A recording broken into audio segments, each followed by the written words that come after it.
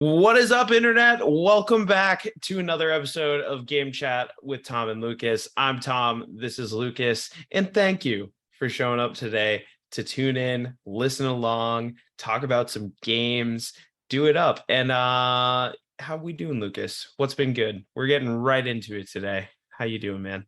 We're doing okay. We are fresh, or I am fresh off of a alleged vacation that really was just me doing a lot of math for a college placement test. So Ooh, yeah, not a lot of gaming going on as of recent, but that's okay because today's episode is all about you and me, Tom. Just of just course. us, Of not the course. rest of these gamers. Hey, man, if you think about it, math is its own game. It's like a big old puzzle. No, it was not fun at all. I crammed like a year's worth of learning into like 2 weeks. A lot of calculus. A lot of calculus, a lot of exponents and logarithms, and Ooh. least common denominator, and all this stuff I remember learning in high school. But it's been like 6 years Did since you know that the limit does not exist? I I. I know that's from something that wasn't covered in my studying. Well, you know what? People came here to talk about games, not math anyway. So why are we wasting our time talking about logs and exponentials? Nobody needs that shit in real life. You know what I'm saying? People need the absolute facts when it comes to gaming, right? They need the cold takes, they need the hot takes, they need all of it to really get a good look on it, you know. We need to like really lean into the journalism aspect here. So, at the base level, it's asking a question and getting an answer. Wouldn't you say so? And we can ask better questions if we are experiencing receiving questions and giving answers. Of course. That's what we're going to be doing today. We're going to get some answers. No, we're going to get some questions and give some answers. You guys are going to There get you answers go. from us. The nitty gritty of Tom and Lucas, our day to day, our lives, our hopes and dreams. I'm excited. I have not looked at these questions ahead of time, so this is going to be fresh off the cuff. Absolutely. This episode is coming fresh off of a wonderful interview with JT of Beat the Machine Rebooted fame, the lead dev over there at Sanguine Studios. So we figured we'd try to get a rotation going, give you one with a surprise guest and then one with your boys. So that's what this one is today. As Lucas said, we have gotten a good amount of questions from our lovely listeners out there, chiming in on our Instagram at GameChat_Tom Lucas. Come check it out. Come give us a follow there. That's going to basically be where you need to go to find all the goodness that is the Game Chat Empire franchise and licensed IP. That's where you want to go to give us a follow, interact with us like you did for this episode, as well as, you know, find out where to see all of our stuff. You know, places like YouTube, places like Spotify, like Apple Music, and all of the platforms that you could imagine. We're there. And we will never be going away from there unless it's Twitter and you accidentally change your Twitter birthday to indicate that you're like less than 2 years old. Twitter doesn't like that and they'll lock your account. But you know, that's a story for another time. Yeah, so we will eventually have a Twitter presence again. I did a little bit of live tweeting along with the Gamescom opening night live. They had some cool stuff there, and that was fun. I did a poll about pumpkin spice lattes and how it is certainly not too early for them. More pumpkin in our life. And that's like a great first question that we definitely didn't get, but the question of is it too early for pumpkin spice is the answer is no, it is not. It is the perfect time. But anyway, how this is going to work, ladies and gentlemen, is we're basically, as we said, going to be fielding the questions that you all gave to us on Instagram to basically give you a little bit of, you know, our thoughts and opinions, our hot takes on different gaming topics and whatnot. So basically how this is going to work is our lovely producer and manager, Bill Yamin of What Do You Mean Productions, is going to be coming in here and acting as a moderator and, keeping us on track, giving us those questions that we have not really reviewed. I did a little glimpse, got me thinking about it during the day at work, but, we're basically going right off the cuff here. Are you prepared for that sort of improvisational banter, Lucas? Yeah, I think we do a fair bit of that during a typical episode. Not to say we don't prepare, but there's definitely we don't know everything going in, so we have to be able to improvise. And Of I'm course. personally I'm very excited this is going to be a Billy featured episode. Oh, I'm always excited to bring in Bill. But yeah, I agree. Interviewing people does require a fair amount of improvisation. You don't know what your guest is going to say, how they're going to answer your question most of the time. You can only prepare so far as to ask the question. But, now we're going to have a little bit of experience, like you said, improvising on the other end. So without further ado, ladies and gentlemen, Bill Yamin has entered the chat and he is here to give us these questions today. How are we doing, Bill? I'm doing great. I was really wondering when my introduction was going to be. I know that I am responsible for cutting you guys off, and I was really questioning if I should just cut you off so we could get started. But happy to be here. Thank you for the praise too. Love working with y'all, and very excited to give y'all some questions. Of course. I'm excited to have you here and excited to sort of go off about these questions. I feel like a bunch of Lucas's answers are going to be absolute nonsense. So I'm excited to hear what he's got, or maybe he'll have no answer. Maybe I won't want to answer some of these questions. Again, I don't know what the questions are, so it'll hit a little too close to home for you. The hot gaming takes, perhaps. Well, I think let's start with our first question of the night here. It comes from Dave Rulo on Instagram. And Tom, this one I think is directed towards you. Fresh off of our episode with JT of Beat the Machine, he wants to know, why didn't you tell the Beat the Machine dev that you had to play on the hardest difficulty since you're a true gamer? Also, did you beat Elden Ring yet? Well, Dave, out there, person I definitely have not spoken to before. I believe I did explain to the dev that I played it on the hardest difficulty. I did not elaborate and explain that it is because all gamers who do not play on the hardest difficulty are basically baby back bitches. He will just have to watch one of our season 1 or season 2 episodes with Tim Scalona, where we go off about video game difficulty to really see my opinion on it. But I didn't want to belabor the interview with a bunch of things that we've already talked about before, because we all know that the real way a game is designed to be played is that it's absolute most difficult. That's why I didn't go into details with him about it. But, a game like Elden Ring, which doesn't have any difficulty settings except really fucking hard, is a game that I unfortunately still have not completed. And I know for a fact neither has Lucas. But yeah, that game, maybe we'll get back to it someday. There's just so much going on in terms of the gaming world that Elden Ring has basically come and gone. It's basically an old game now. So is it really worth even playing anymore?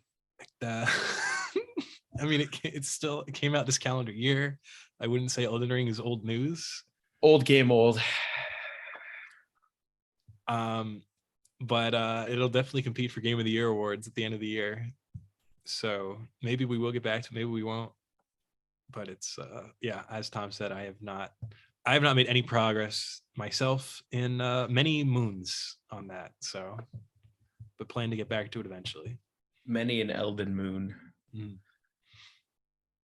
All right. Well, I think that also leads perfectly into this next question we have here from Adam420.co, also from Instagram. What would you rate yourselves as gamers on a scale from 1 to 10? Also, what would you rate each other? All right, Lucas, you start. 1 to 10, I would rate myself as a I think a solid 7. That's what I'm going to go with for me personally. What are you basing this criteria off of, Lucas? What formulates your decision? Where does your guess 7 ranking come from? Is it repertoire of titles played? Is it pure just hand-eye coordination and overt skill? Is it, what we got here? What do we got? I think it's frequency of gaming, gaming ability, and then also, I guess, variety of game. That would be my lowest scoring category out of those 3. So Okay. had to dock some points there. I'm glad you said it. Oh, all right. Am I ranking myself too high, Tom? Would you say that's an appropriate rank? I mean, you'll find out that one once it comes to me on this question, but you still have half the question to answer. I will say you're a I'd give you a 9. Wow. 9 out of 10. I'm impressed. Thank you. Thank you. I appreciate the respect you put on my name. Well, Rightfully deserved. I think anything above an 8 in the how much of a true gamer are you is a bit of an insult. So All right, take that's that fair. 9 with a grain of salt, That's if fair. you will. As the people just heard, your hesitancy to play anything except on fuck you mode gave you that extra point. Listen, to get you to a 9. Fuck you mode really tests your fortitude and your will to not only continue playing, but your will to live sometimes. And that's I have one of the strongest wills out there, baby. I'll game until the cows come home. But yeah, no, I like to answer this silly arbitrary question. No offense at adam420.co. I would give myself an 8. I appreciate the rating, Lucas. Thank you. I appreciate that. I would mainly give me that ranking based off of the amount of like industry knowledge I try to surround myself with and put myself within. I'm very hip on what's going on in the industry. I know what's what. I know, like, I'm tapped in. I'm tapped in. I'm tuned in. I know what's going on. So I like to give that to a lot of weight to my answer. A lot of people can play a lot of video games, can be good at a lot of games, but to be really in the know of what's what in the industry, I'd say really makes a true gamer. Not that I'm actively a part of the industry. I just tune in, I open up my ears. And you, Lucas, you're getting there. You know what? I'd give you like a 6.7. Wow, the decimal coming into play. Yeah, man. I gotta be real. Your repertoire of games, not mighty. I'd expect it to be mightier, but you'd be surprised. But I love that about you. There's so many titles that we have yet to try out and play and milk for content's sake. So, we have a whole world of gaming to get to, and I can't wait to get there with you, Lucas. Yeah, there's a lot of milk to be had, and we're gonna get. Oh, please don't say that. That's awful. Ew. That's too much milk, bro. Billy, move it on before he keeps talking about milk. Yeah, I have no idea how to move on from that particular statement. Yeah, transition that, interviewer. Aren't I supposed to be the professional?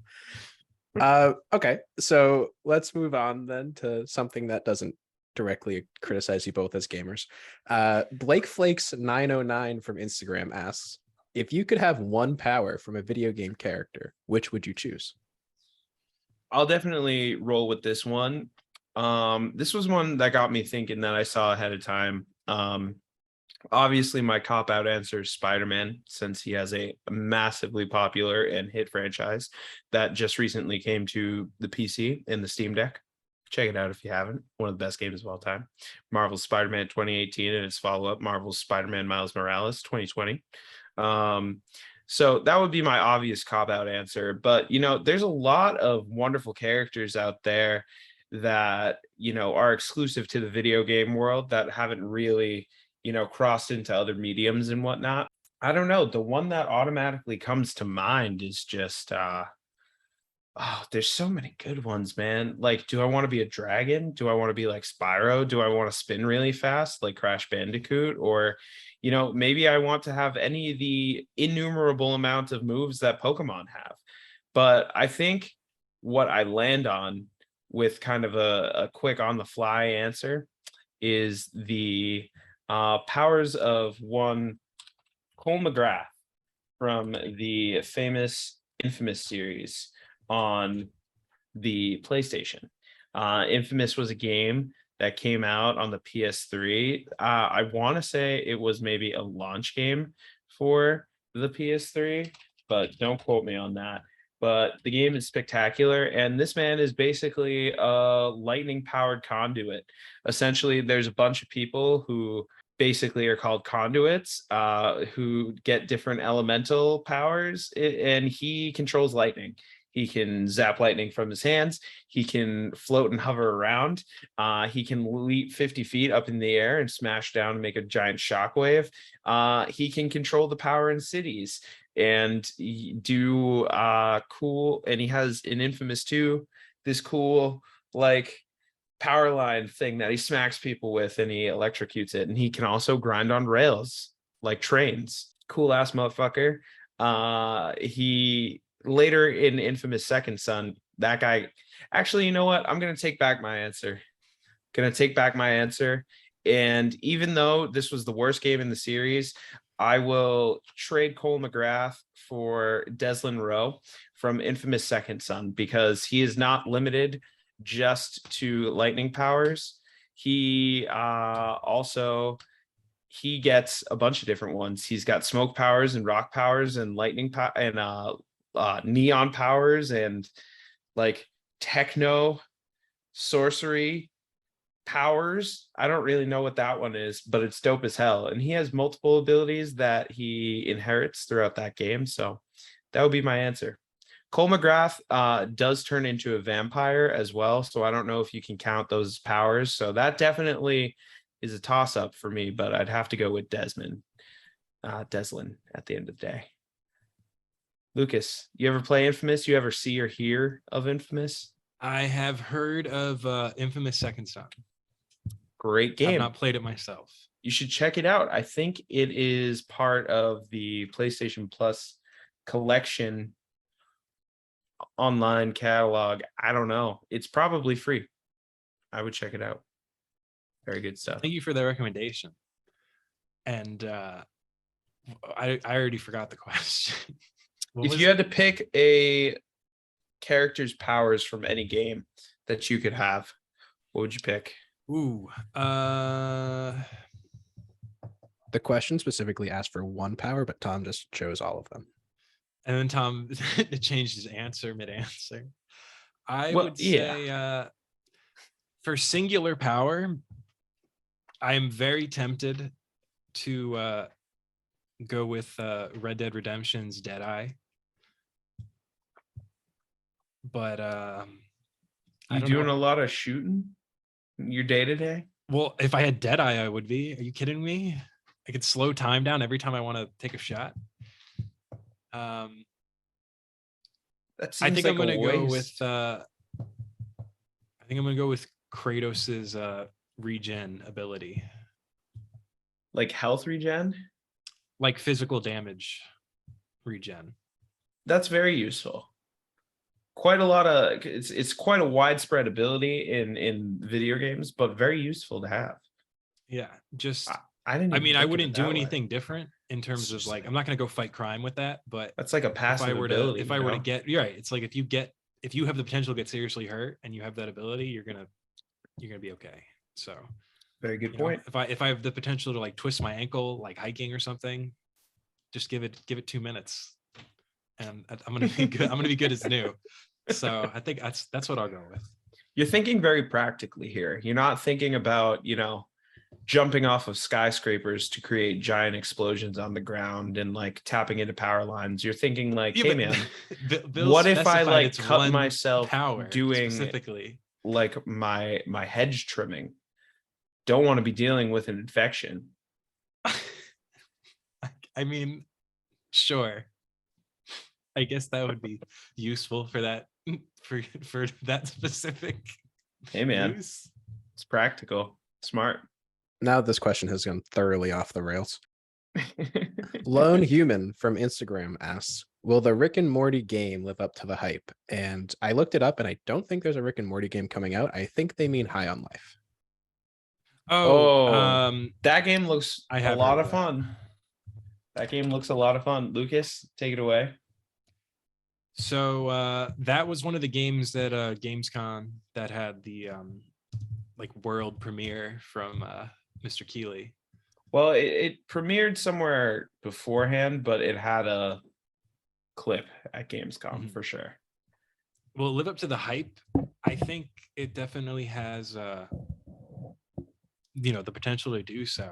I'm so anything that's really hype nowadays, I feel is like kind of 50-50. I'm not sure. I feel like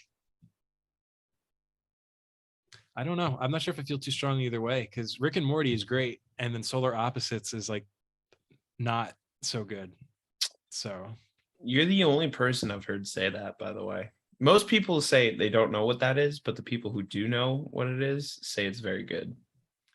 I only like the B plot in that show.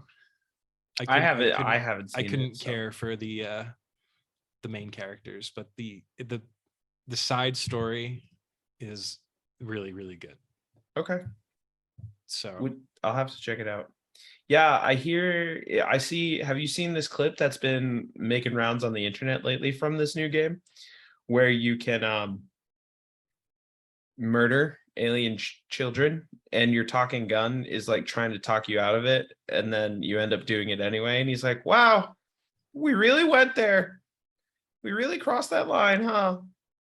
I think that's fantastic because most games don't allow you to even harm children, and I think it's been long overdue. Yeah. I mean, that's what he's like literally saying in the game too. Like the alien child's like out here calling you a pussy and shit, and he's like, no, dude.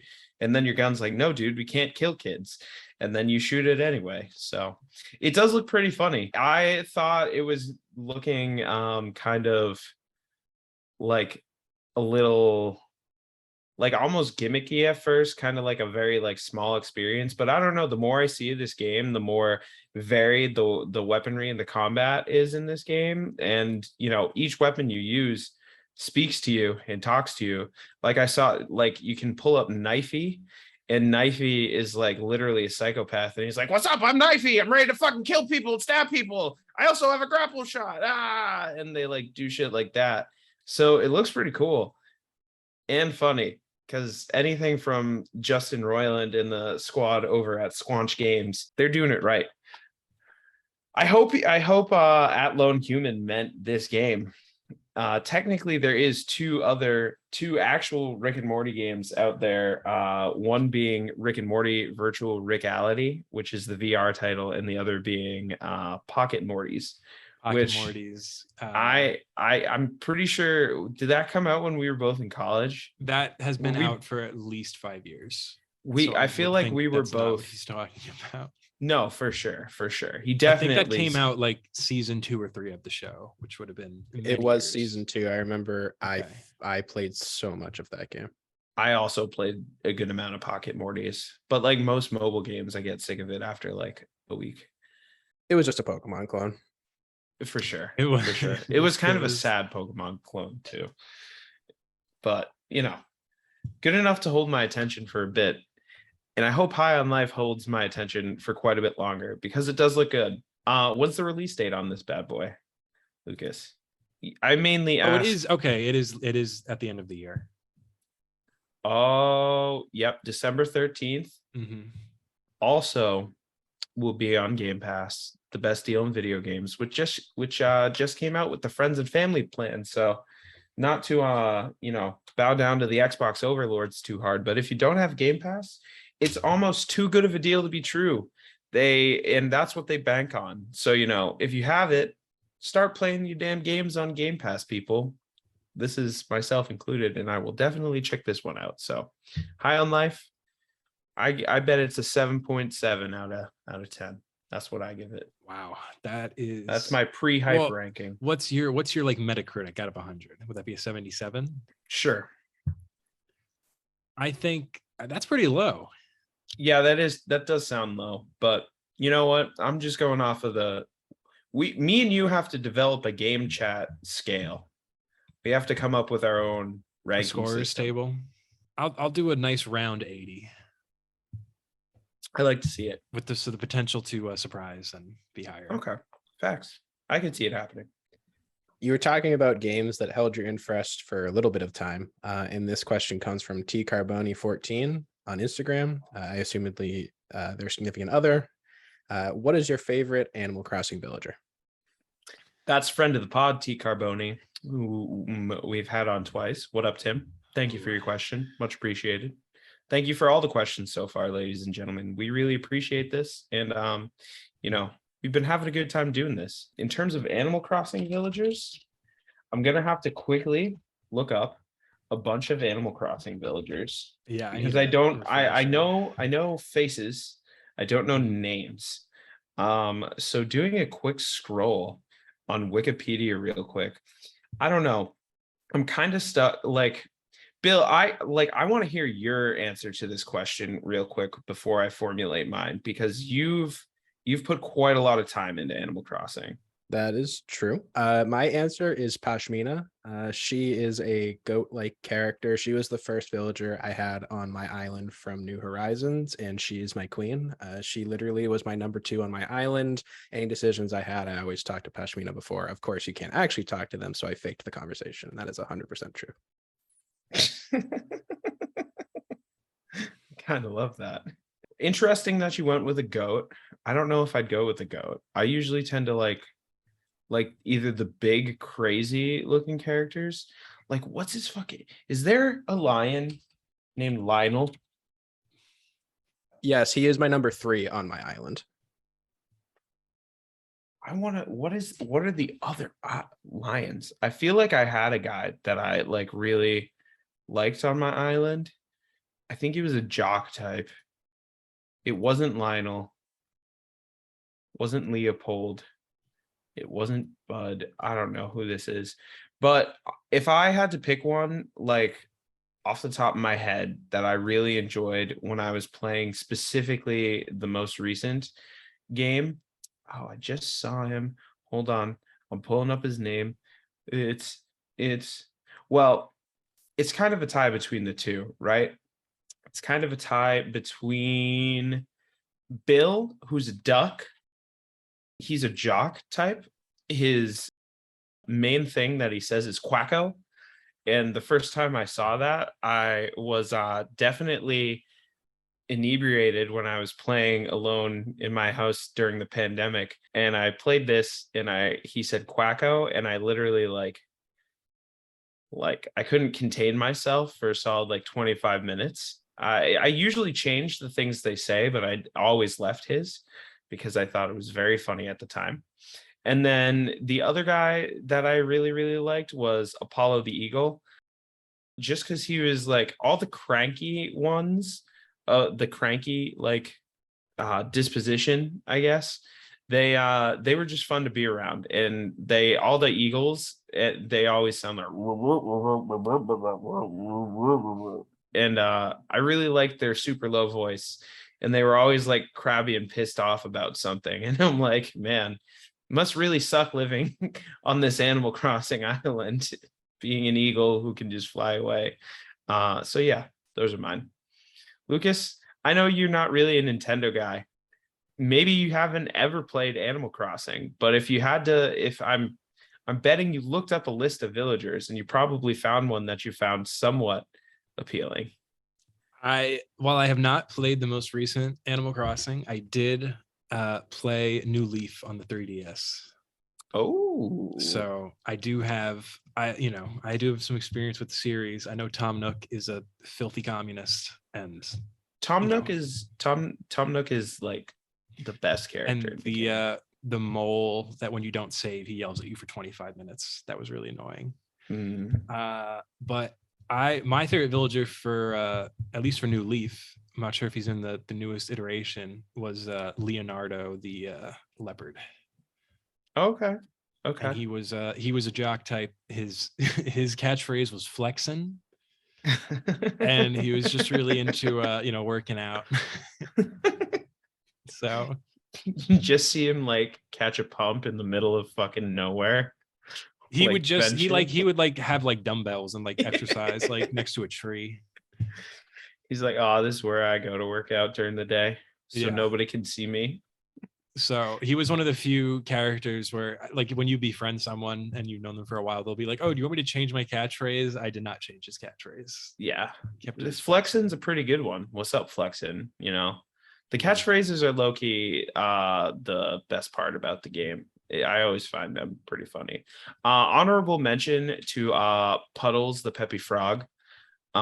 She was always a joy. Really, she felt like she was on my team. Really helping me out in my day-to-day, checking in on me where others had expectations of me. She'd be like, everybody's asking, what can you do for them? What can I do for you as mayor of this city? So shout out Puddles. Shout out Animal Crossing. Wow, yeah, she's really exhibiting the JFK saying. That's great. Good history knowledge, Lucas. She's a real woman of the people, as was JFK. She's a real man history of the buff. people.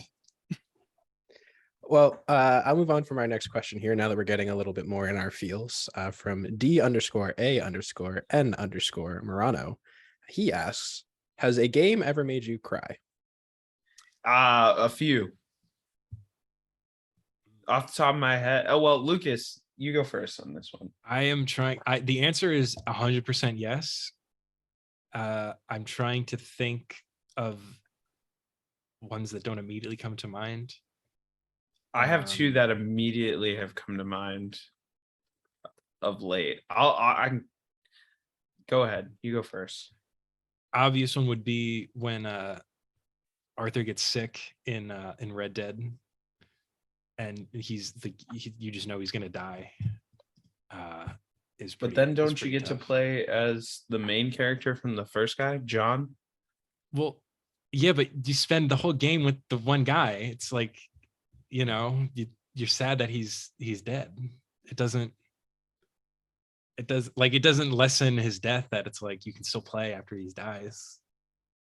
I just want to jump in. Don't criticize my man's emotional vulnerability here. Yeah, you're right.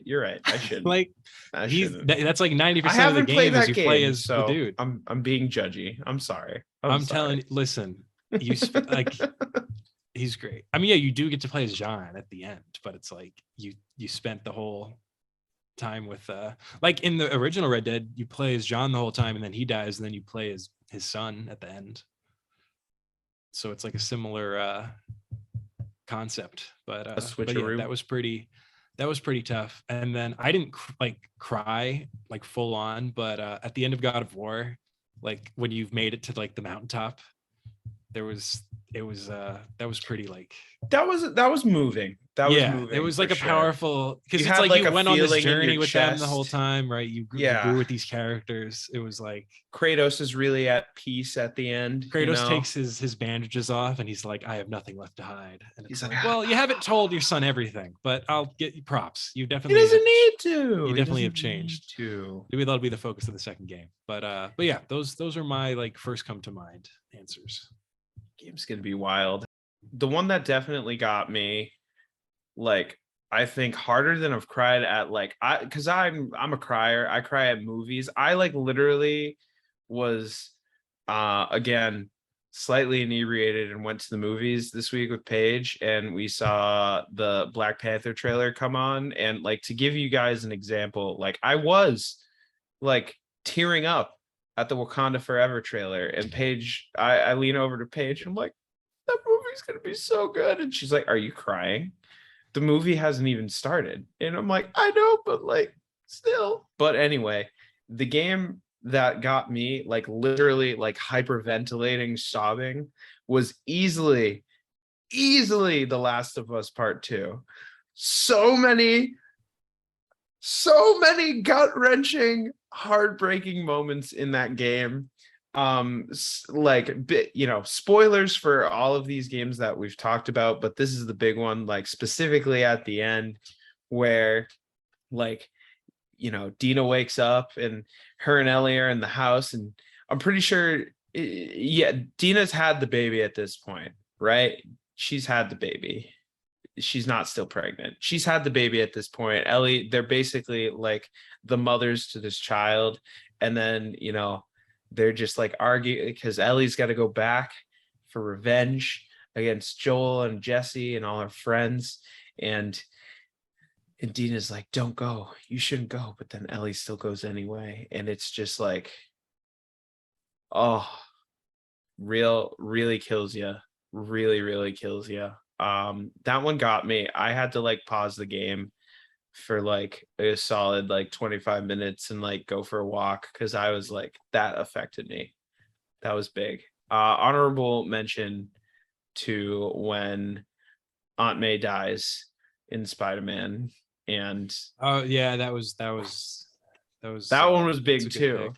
That one was sad. That one was I'm, and he goes to like stick the violin to save her, but he's like, I can't because I'm Spider-Man. Yeah, Spider-Man Oh. comes first before Peter. I'm gonna change Peter my Parker, answer man. actually. Now that I did some digging and actually remembered a game that wasn't recent, but in The Walking Dead Telltale, when Lee dies, definitely the hardest I've ever. He's like the main Felt in a- character, at least for the first few episodes, right? The first like 5, yeah, episodes 1 through 5. That's who you play as. And I also had Damn. I had Clementine shoot him, and Oh, and listen, that's the whole game. You're teaching her things that you got to in this world, and I was like, was he this is the zombie? final lesson. He was going to turn into a zombie. All right, And so the that's final it's decision, less of he's a big done. deal He's then. donezo. And the final decision is either you can either tell her to just leave so that you don't eat her, or you can have her kill you. That's less impactful if he was already turning, but that's just me. No, he wasn't mid-turn. He gets bit at the beginning of the episode, and like you spend the whole, because she gets kidnapped, and you spend the whole episode like fighting your way. You have the option to like cut his arm off, but if you don't, you can like he just holds glass shards in his like bitten arm because it's like he's already losing it, Ooh. and then you just hack your way through all these zombies to like go rescue her. But then he's Oh, gonna that's kind of succumb. cool. That's Yeah, pretty so he's either badass. gonna die of his wounds or turn. Either way, so he's screwed. But yeah, that was tough. The voice actors like just nailed that scene. Shout out to video games, movies, TV, and media that really can just make you feel something. Honestly, love that shit. That's that's what they're designed to do at their best. I am always in for a media induced cry. So I mean, not too frequently. Every once in a while. It's better than crying about something in real life. But that's what most people deal with, though. That's most of the times you're gonna cry is because of some real shit going on. That sounds pretty generalizationed, Lucas. Listen, people have it hard out here. No one's gonna care about my opinion about this, but I just want to give my take too real quick. I streamed myself playing Life is Strange. Oh, that one will do it. Boy, did I had a walk-off stream. Like I literally was like, I like the ending of that game and just like the sequences that led up to the ending. I literally was like, I need to leave. Like I actually need to take like 5 minutes, guys. Sorry. Yeah. Yeah, man. I had like 25 people watching me because I was doing the ending of the game too. That stuff will hit you in the feels for sure. That one was hard. Wild. That one was really hard.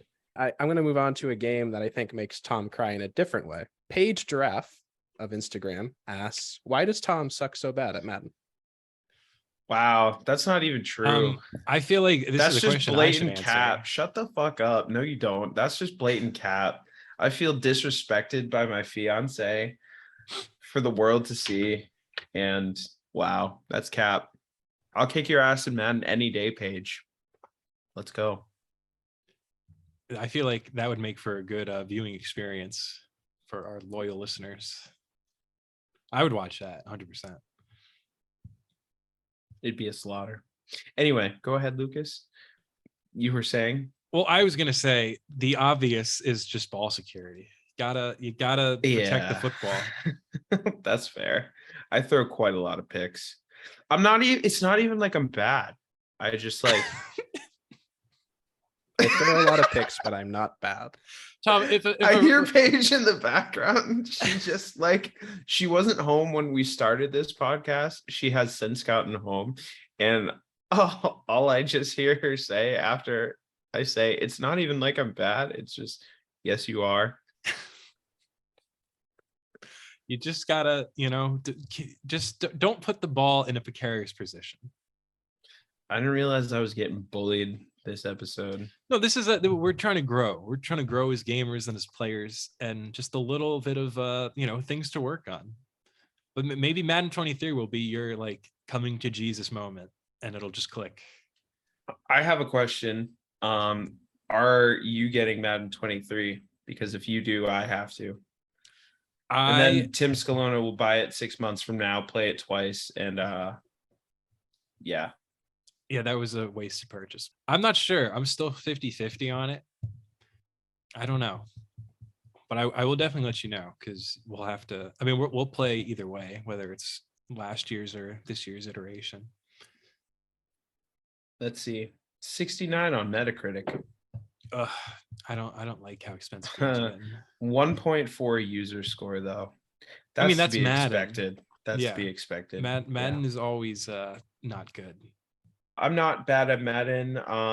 If you'd like to face me, my gamer tag is at midget_EATR_79 on PlayStation. Billy will pop it up in the video right here. My gamer profile. Challenge me anytime. I'll kick your ass. Wow. Broad call. You heard it here first, folks. Broad call to laying action. down the gauntlet. Call to action. You want these hands? Come get this smoke. Coming to a name that I was really hoping I wouldn't say, so I apologize to this user if I mispronounce it. H. Wagman on Instagram asks, who would you want to voice in the new Mario movie, or potentially the follow-up Luigi movie? Like, who would we want to voice? That is what the question is, yes. Donkey Kong. Toad. Oh, that would be fun too. Both of these characters already have voices though. Toad is going to be Keegan-Michael Key, which I don't really see. And Donkey Kong isn't it Seth Rogen? Is it? Yeah, because right? Yeah. Jack Black is Bowser, I'm pretty sure. Which honestly, I can see Seth Rogen be Donkey Kong. I'm not even that mad about it. And what about Donkey Kong? If you guys could choose the actual voice actors? I think that also might be what the question's asking, but I like the spin you guys took on it. I mean, I would just go with the actual voice actors and not like random celebrities. Yeah, Chris Pratt. There's no need. There Charlie Day is a Mario voice actor. Just have him do it. I'd honestly move. Well, like I would there's a few things I would do to this cast. I would literally just kick Chris Pratt out. I'm sorry, bud. You don't need to be there. I don't even dislike Chris Pratt, but he doesn't need to be there. I'd also make Luigi no longer Charlie Day. I'd make Toad Charlie Day, because that would be way better. Because he already basically has that voice. He's like he's already got that. I'd probably make like, who's the guy that voices Scar, whose name is not coming to mind? Jeremy Irons. Yeah, I'd make Jeremy Irons Yoshi. And why? Sir Patrick Stewart would be Donkey Kong, but Donkey Kong wouldn't be able to talk for most of the movie, right? He'd be mainly going like, and then like right at the end, he'd be like, well, actually, like, and be Sir Patrick Stewart. That's a great reveal. Yeah, and just Charles Martinet should be Mario. I'm sorry, I don't know why they didn't do that. He's alive and well. I don't know why they didn't hire him. If I were him, I'd be pissed about that. What's your fan casting, Lucas?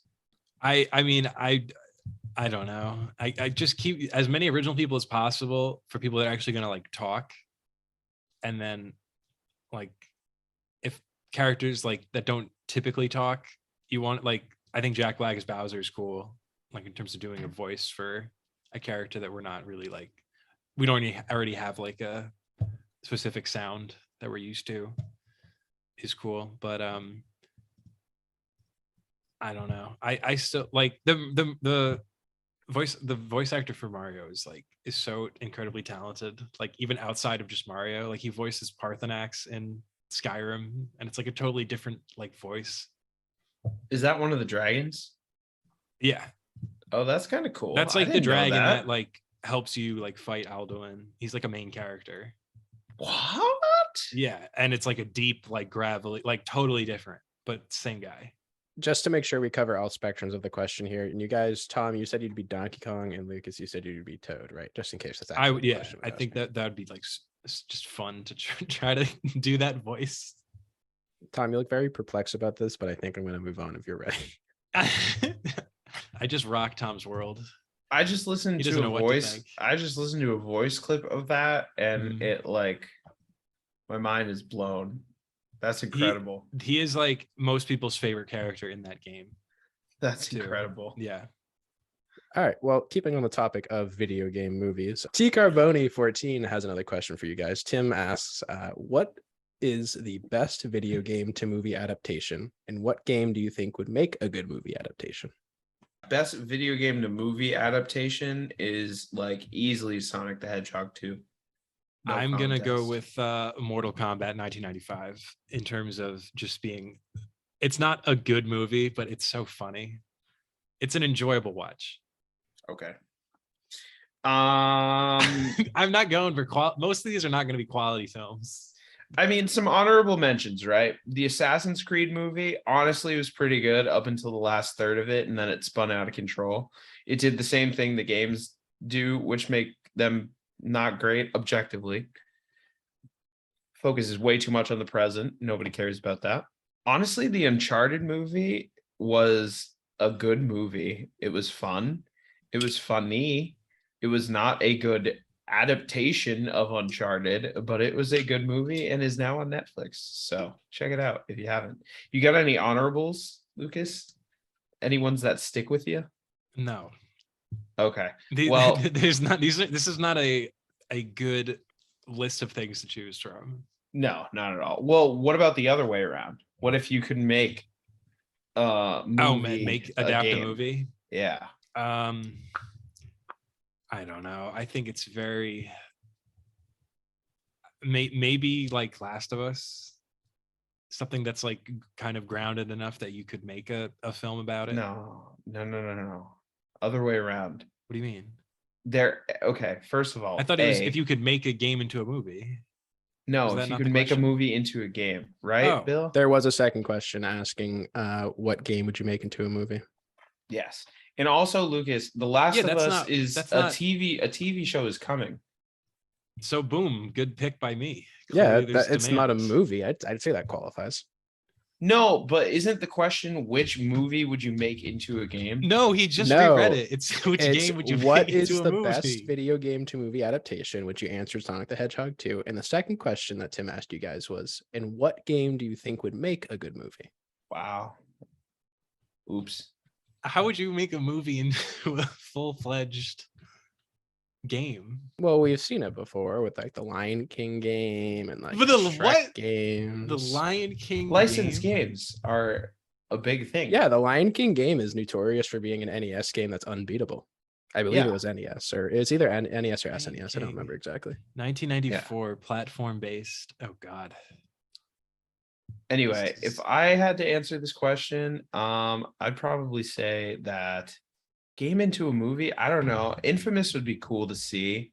There's a lot of them out there that I think would be like pretty dope. Like, I don't know, like you could probably make Elden Ring a dope movie. You could do Is there really a plot there though? well, that's what I feel like. I feel like there is a plot. There very much is a plot. In terms of a movie where it's all plot. You're not taking, you're not Yes. like fighting anything and doing No, any you combat. are. What are you talking about? In the movie, I'm saying you're not Yes. actually fighting anything. It's just you're watching. Like the No, plot. but that's like what I'm asking. Anyway, I don't know, man. There's this is a ton out there. very tough question. For This is for us a at tough Game Chat. question. We're having a hard time. Yeah, didn't we do an entire episode on this? Go check out We did an episode on where the we talked worst about ones. video game adaptations that are movies. Yeah. I don't know. Going I'd through the say history of it. I'd say redo the Assassin's Creed ones. I feel Assassin's Creed would I feel have a like you lot of have I potential. feel like you have a fucking gold mine there. Mhm. Redo them.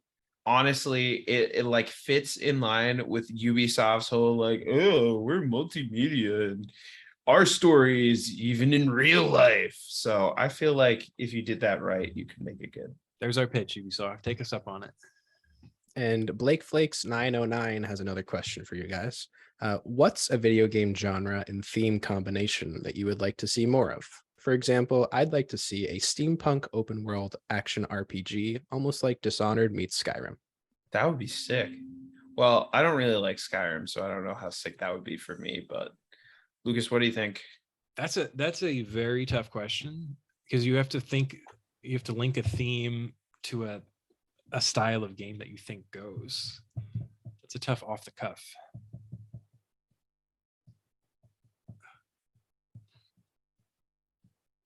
I think it would definitely have to be it. I think taking an RPG and throwing like a theme on it is probably the best bet. I would love to see like I would love. Did he specify one that like hasn't been done yet? He said. Nope, just more of. To be honest, I think like the coolest thing out there is like melee sword fighting type games. So like I don't really know how like high fantasy, but I want to see like I don't know. I would do like high fantasy and I'd want to see way better VR implementation. I want like some real good sword play in a VR game. I like, it can be it doesn't even have to be high fantasy. It can be like Star Wars if you want. I want to see some real good like I feel like I'm fencing and sword fighting with somebody because if I'm being honest, if there's one thing I've done since I was a wee lad and a young child is I would pick up sticks, swords, whatever I could find and try to like sword fight with people. I should have been a fencer at the end of the day, but yeah, that's my answer. In terms of like theme, I would want a first person RPG where you're like it's focused on like war, like a war ravaged area, but you're just like a civilian, kind of like This War of Mine, but that was like that wasn't first person. It was kind of like a side scroll. Yeah. Okay. That's what I would go with. I think there's a lot to explore there. All right, and this will be the last question of our Q&A session. To anybody who asked questions, also apologize for not getting to them. Maybe we'll get to them in a future episode. D_A Morano and N_ Morano. I just fucked up the name. It's Dan. We all know it's Dan. Dan asks, any gamer rage moments? Yeah, Ooh. when I quit Elden Ring, I like for like 2 hours was just trying to do this little catacombs area and yeah, literally got to the point where I lost like 38,000 runes against one of these small little imp stone gargoyle things. If you have played Elden Ring, you know exactly what I'm talking about. The little motherfuckers that jump on you and cause bleed when they hit you. And yeah, I quit that day and haven't turned back. I like literally have never been more vexed at a video game other than like generally playing League of Legends. I'm gonna say my most rage-inducing game moment would be Assassin's Creed 3. If people aren't familiar, in the Assassin's Creed franchise, there's like mini goals for each mission to get like 100% synchronization. And this was the first Assassin's Creed game where I was trying to get 100% for all missions. And I was about probably 2/3 into the game, so pretty deep. And I came upon a mission that you had to run from like one area to another in a certain amount of time. And just wasn't able to do it. And then Googled it and found that the like civilians in the area were like randomly generated. So it was basically just like, it took no skill. It was just if you got the right like seed, and that was very upsetting. So Did you find out? I know the exact one you're talking about. Is that real? it's like it's right after you're like getting hung or hanged or whatever the term is, and you get freed, and then you have to like run through the crowd to like catch someone, but you just bump into everybody and they like knock you down. I did eventually do it, but it took probably like 5 hours. I And believe it. I felt so, I didn't feel like accomplished afterwards. Yeah. I've had a lot of those like stubborn gaming moments that aren't necessarily rage, where I'll like persist at it for like far too long. Quick one that comes to mind is that frog on Bogadon, I think is the planet. It's a big ass frog in Star Wars Jedi Fallen Order. And if you played that game, you know the frog I'm talking about. He's pretty early on, and everybody tries to beat him early game, but he's way too hard to beat early game. And that's the, if you played that game, you know what I'm talking about. I just want to throw mine in there too, and not that it's a general moment exactly, but when I was from the ages of like 12 to 15, I broke I think 5 Xbox headsets. I was notorious for the headset spike back in those days. It wasn't until I got like a nice pair of Turtle Beaches where I stopped headset spiking. I can see you doing that as a small lad, just like I was a headset smasher. So thank you everybody to submitted questions. I do have one last question for you guys, and it's just mine, and I only want you to give me a less than 3-sentence answer to it. Why isn't it called The Legend of Link? because Nintendo makes stupid, weird ass decisions. They always have, they always will, and that is possibly one of the most glaring examples of that. There you go. I don't have an answer so much as I did for a very long time think that the main character was called Zelda. You and everybody else on the planet. Yeah. I definitely thought that at one point too. So that's yeah. just needless confusion for the sake of needless confusion. But Classic they're in too deep Nintendo. now. It's the brand has been established. They can't Classic change it. Nintendo. Just like my mom always called any Pokemon Pikachu. All right, Yeah. awesome. Well, thank you guys so much again for submitting questions. Boys, I will let you wrap up the episode on your own. Well, thank you for moderating for us today, Bill. It's been great. It's been a lot of fun. And yeah, I've had a good time. I actually like doing this. Like, this was a lot of fun. Mhm. We'll hopefully do this again sometime in the future. But until then, you can keep it locked on our Instagram at GameChat_Tom Lucas. You can keep your eyes peeled for when we submit these types of posts again, asking you guys for some feedback. Feel free to give us feedback on whatever at any time, because that's what helps us grow. That's what helps make us better. And shout out to the people listening on Spotify and Apple Music and the podcast platforms. But also feel free to come check us out on YouTube. Give us a subscribe. We're trying to really lean into the video aspect of it, make it a better product from that angle. And anytime we do any sort of extra tertiary content, such as streaming, gaming, that kind of stuff, it's all going to be there. So come check us out on YouTube, throw us a subscribe, comment, give it a thumbs up. Loved doing this. Loved being here with you, Lucas and Bill. And got any closing words to round out the sode, Lucas? I'm just going to reiterate what you said. Definitely keep it locked on our Insta, and we'll also update you guys when our Twitter's of age. And then yes, you can find us over there. Yes. And also, if you haven't yet, check out Beat the Machine Reloaded. It's on Steam. Sanguine Studios. Shout out to our boy JT, and look forward to more interviews like that one in the future. So until next time, I'm Tom, that's Lucas, and catch you on the flip side.